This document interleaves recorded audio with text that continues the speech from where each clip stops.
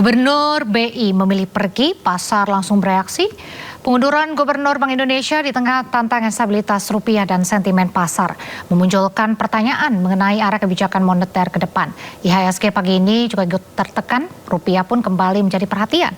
Apakah ini gejolak sesaat atau justru sinyal yang bisa memperpanjang tekanan ekonomi Indonesia?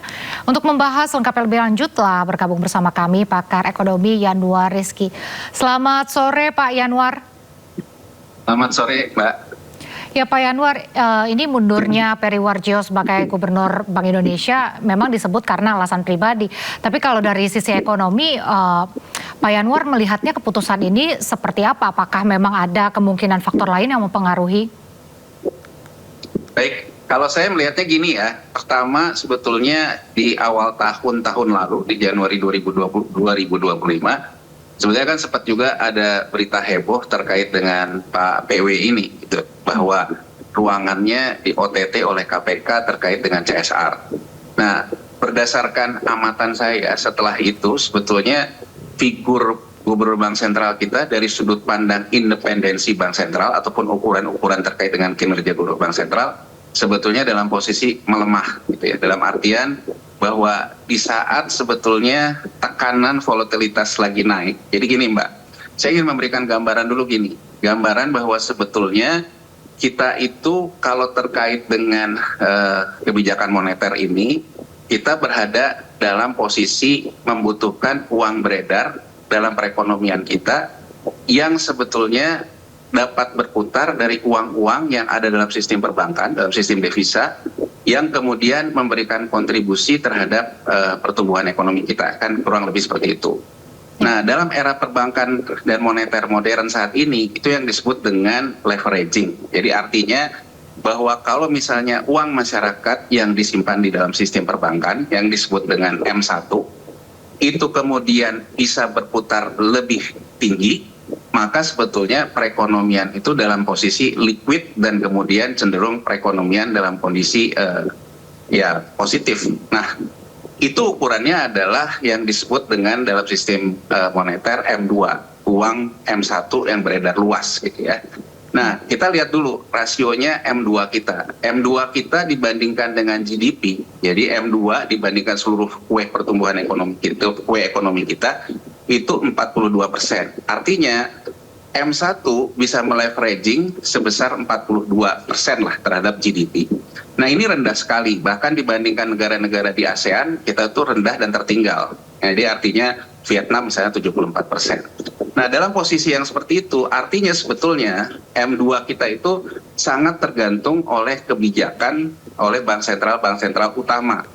Nah, bank sentral utama ini ada dua. Satu, kalau kita bicara yang global market, ya karena US dollar itu tetap menjadi ruling currency, artinya terkait dengan kebijakan The Fed, Federal Reserve dari Amerika Serikat, terkait dengan kebijakannya terkait dengan likuiditas terhadap global market.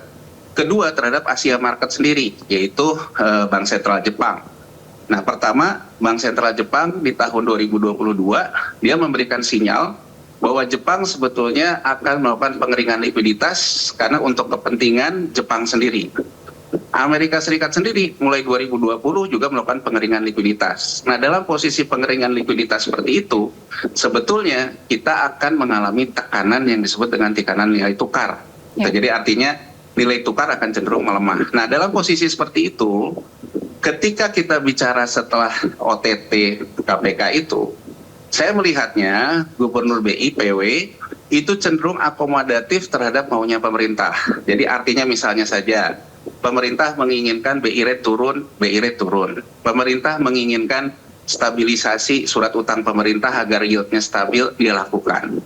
Di saat sebetulnya yang terjadi bahwa bank sentral utama, baik The Fed maupun BOJ, itu tidak memberikan kompensasi inflasi. Jadi inflasi globalnya sendiri lagi naik. Kalau inflasi global lagi naik, sebetulnya bank sentral kalau tidak mau terjadi volatility berlebihan di market, maka menaikkan suku bunga bank sentral. Nah, trennya sebetulnya baik The Fed maupun BOJ tidak memainkan instrumen Fed rate maupun BOJ rate. Nah, artinya apa? Dia memberikan kompensasi, membiarkan pasar bervolatilitas ataupun bergerak volatility. Nah, yang terjadi adalah baik Amerika Serikat maupun Jepang, dia memberikan kompensasi dengan membuat kenaikan suku bunga surat utang pemerintahnya yang disebut dengan yield. Nah, dalam posisi seperti itu, Gubernur Bank Sentral kita, PW, dia melakukan counter cyclical. Jadi di saat BOJ dan The Fed itu memberikan relaksasi neraca moneternya dengan membiarkan surat utang pemerintah yieldnya naik karena Bank Sentral tidak menempuh kenaikan suku bunga, BI kemudian justru melakukan stabilisasi yield surat utang kita dengan terus menyerap yang namanya SBN, diserap terus oleh BI sehingga yieldnya stabil. Tentu ini untuk kepentingan pemerintah sangat mengharapkan ini untuk memberikan sinyal seolah-olah bahwa ekonomi baik-baik saja. Tapi di sisi lain, kan pilihannya kalau memang ingin melakukan stabilisasi dalam artian yield, artinya kan kenaikan suku bunga. Kenaikan suku bunga pun countercyclical. Jadi dia melakukan dua hal yang memang diinginkan oleh pemerintah. Nah, kalau kita perhatikan, kontraksi ini menjadi terjadi setelah yang namanya US dollar indeksnya volatile melemah. Ketika volatile melemah, mata uang negara-negara lain menguat terhadap US dollar, sementara rupiah kita tetap melemah. Itu yang kemarin menjadi 18.200 dan sebagainya. Nah, ketika tembus 18.200 itu, PW ini menurut saya melakukan turn around.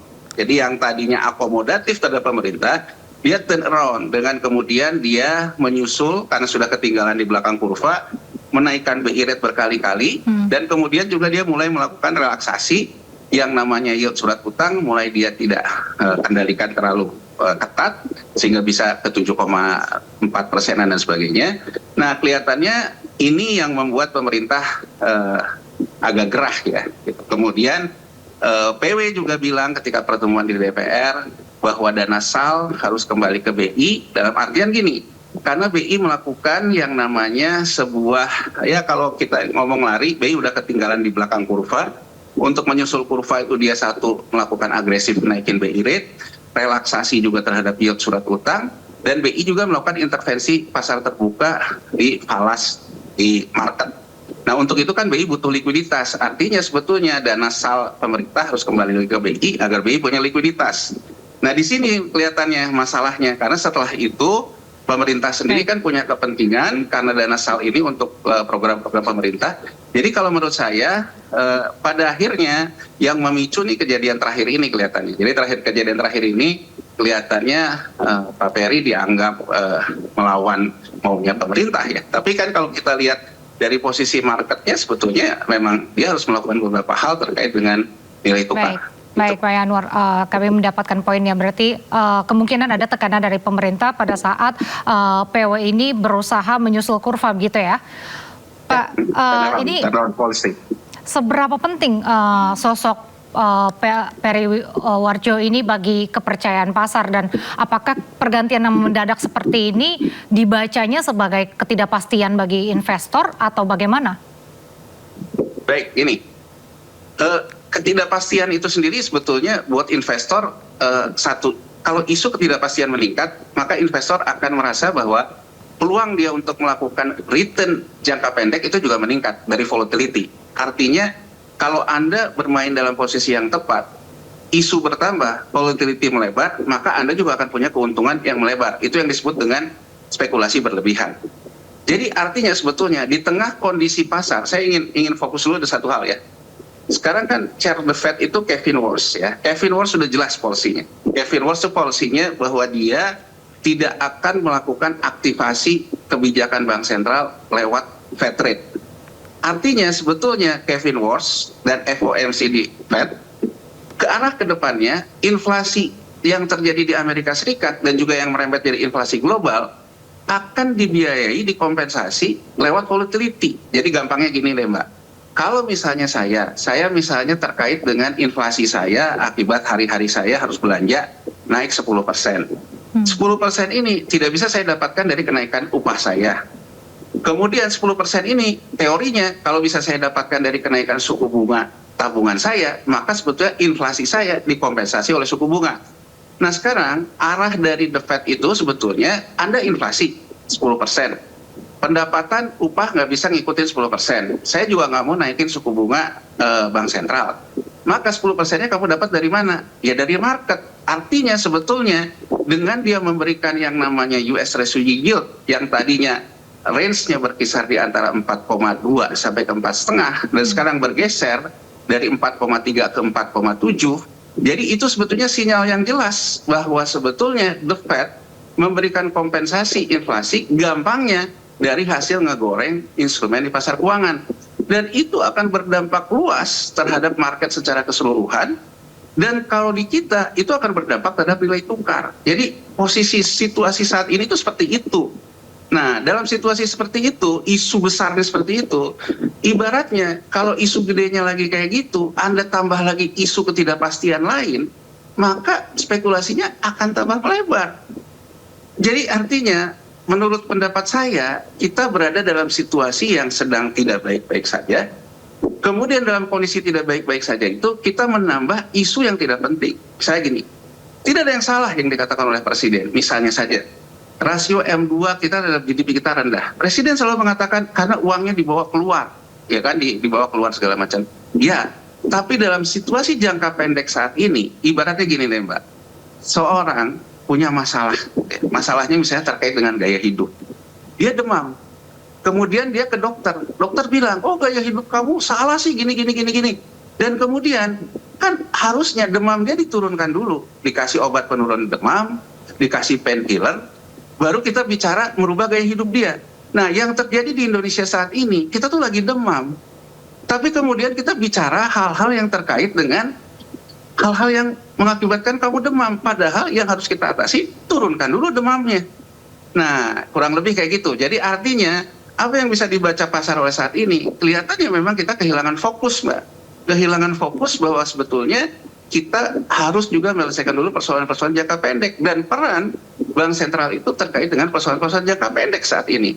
Jadi artinya, figur yang kompeten terkait dengan situasi market, figur yang punya jam terbang yang cukup, itu juga menjadi penting. Nah, di saat seperti ini, seperti juga tadi yang sudah disampaikan oleh Sindo, ya kalau kita bicara Pak Pele, ya dia memang orang bank sentral ya. Jadi artinya pasar akan melihat sebetulnya arahnya kemana nih gitu. Dan apalagi pasar sendiri melihat misalnya ketika drama di OJK kemarin gitu ya, kemudian pergantiannya, ya pasar melihatnya ya yang ganti juga lebih banyak keputusan-keputusan politik ya. Jadi seperti itu Mbak. Jadi kondisinya itu ya kurang lebih kita kondisinya lagi demam, kemudian bukannya menyembuhkan dulu demamnya, malah kita bicara ke hal-hal panjang. Sama aja kan ketika kita ke dokter demamnya nggak diturunin, akhirnya kita lewat karena demamnya nggak diturunin gitu, bukan karena apa-apa gitu.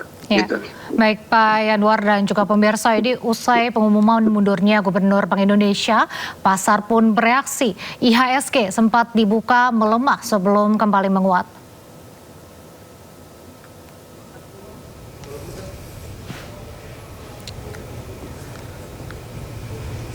Indeks harga saham gabungan atau IHSG pagi ini dibuka melemah, yaitu di angka 6.185,799. Meski dibuka di zona merah, namun IHSG perlahan membaik dan terus merangkak naik di angka 6.214,64. Sementara nilai tukar rupiah bergerak melemah 0,05% menjadi Rp17.972 per dolar Amerika Serikat. Gubernur sementara Bank Indonesia Destri Damayanti yang menggantikan Peri Warjio berkomitmen menjaga stabilitas pasar dan rupiah.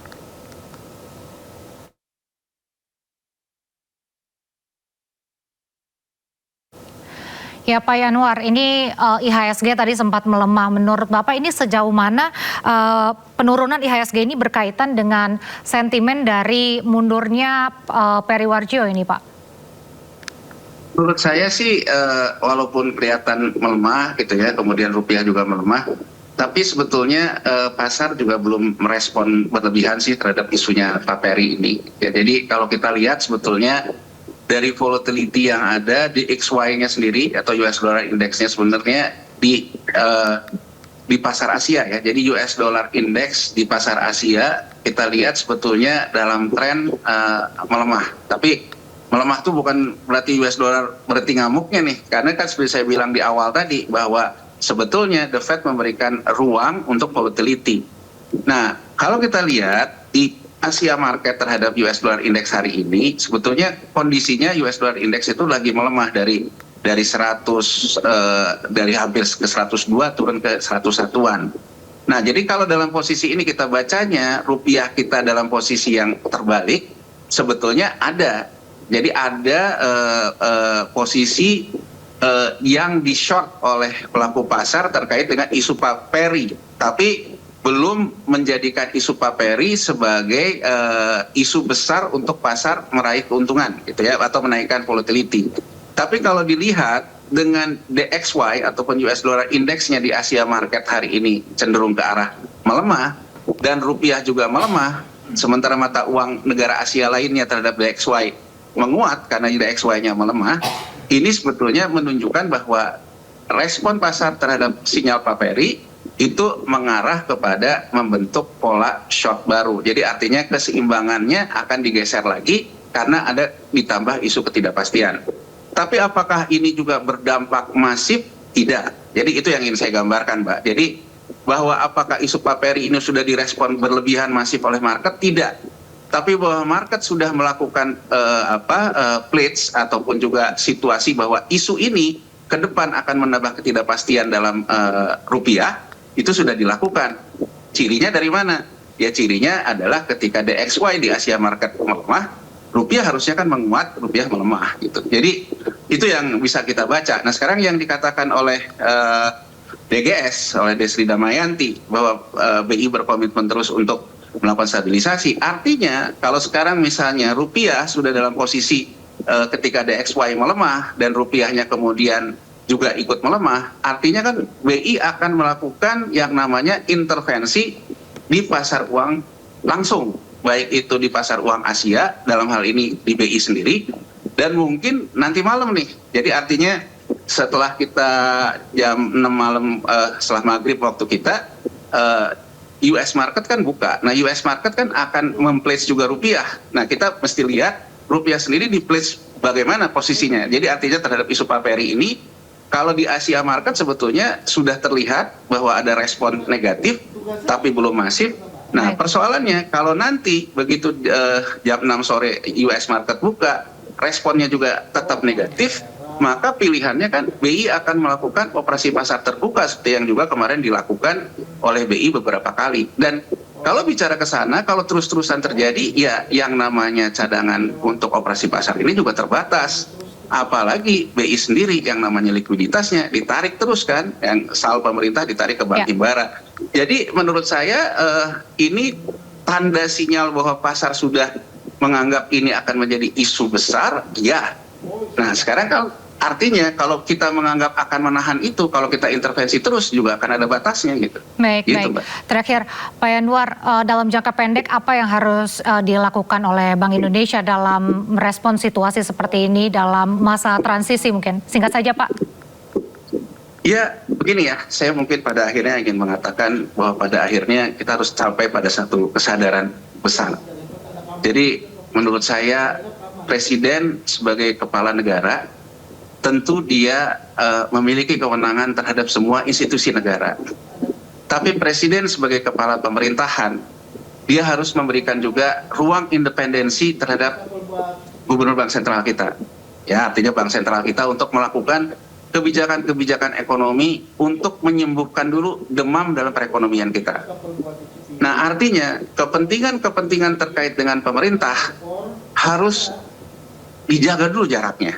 Artinya bahwa pemerintah menginginkan ini itu ya moneter harus menjaga dulu bagaimana stabilisasi bisa dilakukan, bagaimana demam bisa diredakan. Nah untuk itu Presiden sebagai kepala pemerintahan menurut saya harus memiliki komitmen untuk memberikan ruang yang namanya otoritas moneter menyembuhkan dulu persoalan demamnya. Artinya pro stability. Dalam posisi seperti itu menurut saya tekanan-tekanan politik yang terkait dengan seolah-olah menganggap bahwa Bank Indonesia bagian dari pemerintahan itu akan semakin negatif. Gini loh Mbak, kita boleh saja menganggap diri kita kuat. Ya, kalau kita menganggap diri kita kuat itu, ketika kita misalnya melakukan counter cyclical, seperti saya katakan tadi, countercyclical misalnya di saat bank sentral negara lain memberikan ruang agar yield surat utang negaranya naik. Tapi dia juga menahan suku bunga bank sentralnya. Ya. Kita countercyclical, yang terjadi rupiah kita melemah. Itu menunjukkan bahwa sebetulnya kita tidak memiliki kekuatan untuk melawan arus uang di pasar secara siklus yang berbeda. Nah, dalam posisi seperti itu menurut saya pada akhirnya tidak cukup apa yang harus dilakukan oleh bank sentral. Tapi memang harus ada konsensus politik, terutama presiden sebagai kepala negara, yang memang memberikan ruang untuk bank sentral menyelesaikan dulu persoalan-persoalan jangka pendeknya. Artinya pemerintah tidak bisa terlalu egois meminta bank sentral mengurusi urusan pemerintahan. Baik, sayang sekali waktu kita terbatas, Pak. Terima kasih, Pak Yanwar, Sama-sama. pengamat Ya, sama-sama. ekonomi, telah berbagi bersama kami, dan terima kasih atas waktunya di Sindo Sore. Sehat selalu, Pak. Selamat malam, Pak. Indonesia siap menjalani laga perdana Grup A ASEAN Hyundai Cup 2026 dengan menghadapi Kamboja. Sido Sore kembali saat lagi, tetaplah bersama kami.